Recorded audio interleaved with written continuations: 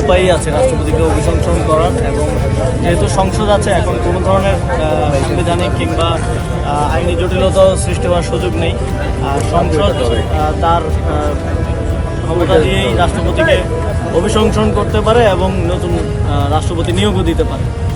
সুতরাং এখন যেই কারণগুলো 5 আগস্টের পর থেকে যখনই রাষ্ট্রপতিকে অপসারণের আলাপ আসছিল বারবার সামনে, যে সাংবিধানিক জটিলতার কথা এবং সাংবিধানিক শূন্যতার কথা বলা হচ্ছিল এবং অস্থিতিশীলতার কথা বলা হচ্ছিল, সেই কোনো পরিস্থিতিই এখন আর নেই। সুতরাং রাষ্ট্রপতিকে এখনও তার রাষ্ট্রপতির জায়গায় বসিয়ে রাখার কোনো বাস্তবতা নেই। এবং আমরা নির্বাচনের পরে রাষ্ট্রপতির যে ধরনের সাক্ষাৎকার আমরা দেখেছি, তার থেকে আমাদের মনে হচ্ছে যে এখনও তিনি আওয়ামী লীগকেই ওন করেন এবং ফ্যাসিস্ট সরকারকেই ওন করে চলছেন।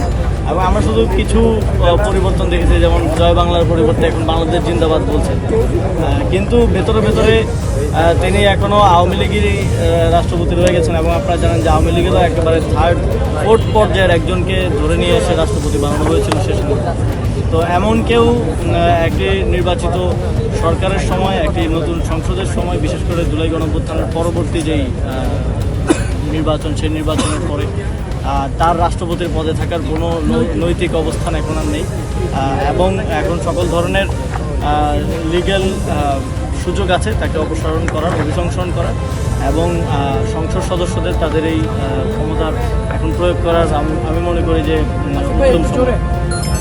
যেহেতু স্পিকার এবং ডেপুটি স্পিকার আজকে নির্বাচিত হওয়ার কথা বলছে, ডেপুটি স্পিকার বিরোধী দলের পক্ষে বা তাদের মধ্য থেকেই একজন ডেপুটি স্পিকার নির্ধারিত হবেন এমনটি শোনা যাচ্ছে।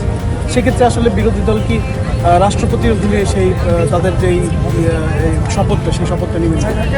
বিরোধী দলের অবস্থান শেষ পর্যন্ত যেটা আছে সেটা হচ্ছে যে আমরা এই সংস্কার বাস্তবায়নের মাধ্যমে যেগুলো জুলাই সনদে আমরা অ্যাগ্রিড হয়েছিলাম, সেই কোনো ধরনের কিছুই আমরা গ্রহণ করব না যতক্ষণ না পর্যন্ত জুলাই সনদ বাস্তবায়িত হয়। এটা বিরোধী দলের পক্ষ থেকে বারবার তাদের বক্তব্যে আপনারা দেখেছেন স্পষ্ট করা হয়েছে, আমাদের বক্তব্যে আমরা স্পষ্ট করেছি যে এই ধরনের যেটা আমাদের অধিকার, যেটা জুলাই সনদের মধ্য দিয়ে এবং গণভোটের মধ্য দিয়ে যেটা আমাদের প্রাপ্য অধিকার, সেটা এখন আমাদেরকে উদারতা হিসেবে দেখিয়ে দেওয়ার মতো এক ধরনের নাটক সাজানো হচ্ছে বলে আমরা মনে করি। এবং আমরা যেটা এই দেশের মানুষ গণভোটে প্রায় 70% মানুষ ভোট দিয়ে এবং রাজনৈতিক দলগুলো দিনের পর দিন আলোচনার মাধ্যমে ঐকমত্যের ভিত্তিতে যে বিষয়গুলো এই সংসদ বাস্তবায়ন করতে বাধ্য, সেগুলো এখন সরকারের পক্ষ থেকে আমরা দেখতে পাচ্ছি এক ধরনের উদারতা প্রদর্শনের চেষ্টা করা হচ্ছে এবং দেখানো হচ্ছে যে আমরা অনেক উদার, আমরা আপনাদেরকে দয়া করছি। আমরা মনে করি যে এগুলা বিরোধী দল এবং বাংলাদেশের জনগণের অধিকার হিসেবে বাস্তবায়িত হওয়া উচিত এবং বাস্তবায়নের পরে এই বিষয়গুলো গ্রহণের ক্ষেত্রে বিরোধী দল করবে। এখানে এক ধরনের স্ববিরোধী অবস্থান আমরা সরকারের দেখি। সরকার বলছে যে আগে এই যে আদেশ এবং সংস্কার পরিষদের যেই শপথের বিষয়, সেটা আগে সংবিধানে আনতে হবে, তারপরে তারা শপথ নিতে পারেন। তো সংবিধানে না এনে আপনারা তাহলে ডেপুটি স্পিকার কীভাবে দিচ্ছেন? তো এখানে আসলে এটা একটা আন্ডারস্ট্যান্ডিংয়ের মধ্য দিয়ে সব কিছুই সম্ভব। এবং যেহেতু গণভোট হয়েছে এবং গণভোটে জনগণের জন্যই তো এই সংবিধান, এবং জনগণ সকল ক্ষমতার উৎস এবং জনগণের রায় সংবিধানেরও উপরে। এবং আমরা মনে করি যে এখন সেটা সরাসরি সংস্কার বাস্তবায়নের মাধ্যমে হলেই কেবলমাত্র বিরোধী দল সেটা গ্রহণ করবে। এর বাইরে আমার মনে হয় কোনো নৈতিক অবস্থান বা পরিস্থিতি নেই বিরোধী দলের এই ডেপুটি স্পিকার কিংবা অন্য যে কোনো কিছু সরকার দলের পক্ষ থেকে দয়া কিংবা তাদের উদারতা হিসেবে গ্রহণ করা। আজকে কতক্ষণ অবস্থান দেখি আমরা অবস্থান করছেন এবং তারা মাঠে বসে পড়ে তাদের যে উদ্দেশ্য এবং লক্ষ্য সেটি বাস্তবায়ন করা এবং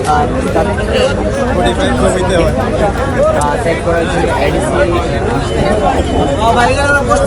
তিনি আন্তর্জাতিক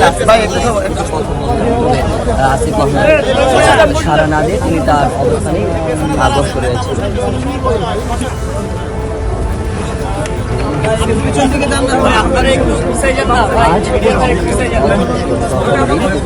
এই প্রথম দিন মূলত তাদের যে বাংলাদেশ রাষ্ট্র সংস্থান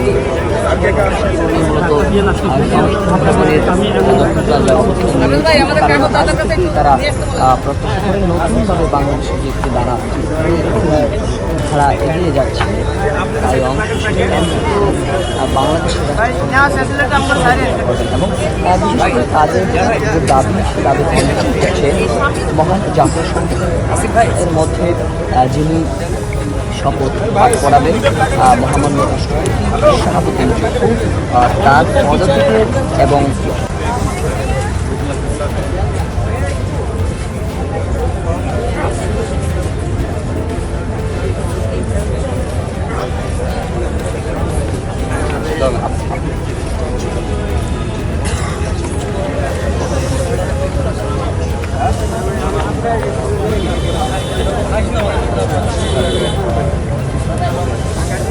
সাগরে সবকিছু আছে কিন্তু সংসদ ভবনে আমরা